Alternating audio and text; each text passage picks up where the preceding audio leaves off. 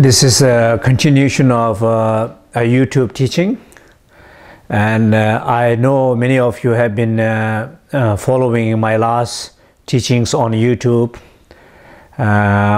teachings on warrior seed syllable, and I have received a lot of wonderful feedback from many people, and I'm very happy to hear that, and that I decided to do more.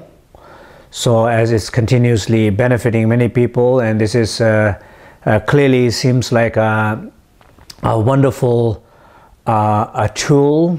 Media is this wonderful tool. The technology is a wonderful tool to break the boundaries of many boundaries to able to do this, so that not me that I have to go to many people or the people have to come to me.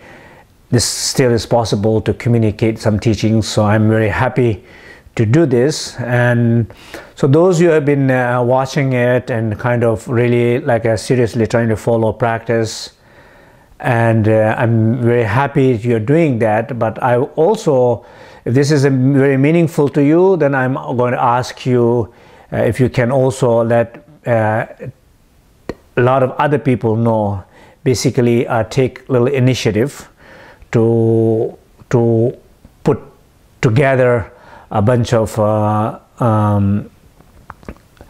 the addresses together and inform other people who might be benefit, that friends of yours and so on. So that will be, I'm requesting, especially those you feel it's a very beneficial things for you, and so we can, this is how we can share with more people. And this is, I will feel wonderful as I'm putting my effort and energy to do this, and also all my students who's giving me support to do this.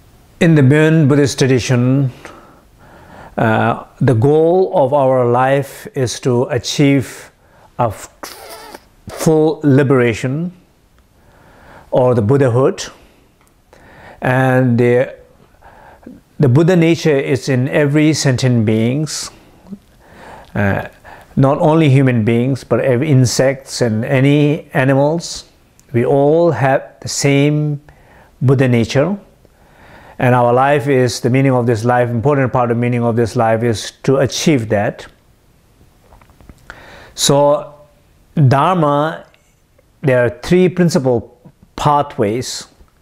One, it's called a path of renunciation, that basically you renounce your negativities, your negative emotions and negative thoughts whenever they are coming, so that you learn to control and renounce. That is more like a part of the sutra. The second part is the path of transformation, a part of the tantra. Basically, it does not necessarily renounce the things and renounce the five poisons and ignorance, but it's trying to work with five poisons and transform those energy into a five wisdom. So basically, it's the path of transformation. And finally, the path of liberation is the path of Gyaltsena, which is very much like not renouncing your five poisons or your negative emotions, or not trying to work and transform and changing negative emotions, rather leaving them as they are, where they are, and not following them, not elaborating them, just living as it is. And when you leave these negative emotions as it is, they do not have their own power to continue. What happens is they just liberate by themselves. It's called self-liberation. It's like the metaphor is like an example of a poison, a plant poison. The ordinary person can not use it. If you eat it, you will die. Therefore, only thing you do is you're trying to renounce. You're trying to throw away. Put it away somewhere the children cannot touch, nobody can touch. That's the path of renunciation. Or doctors who have a skill and a knowledge to transform them. So a doctor adds some other medicinal plants and transform that poison into a medicine and heals the sickness. So that is like a part of Tantra and part of transformation. And the peacock eats the poison. And when peacock does not need to renounce it or trying to change and transform it, peacock eats it as it is.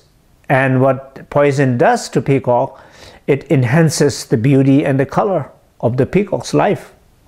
So that is like the approach of the Dzogchen. So these are the three principal methods of a path to liberation. They all are important, equally important.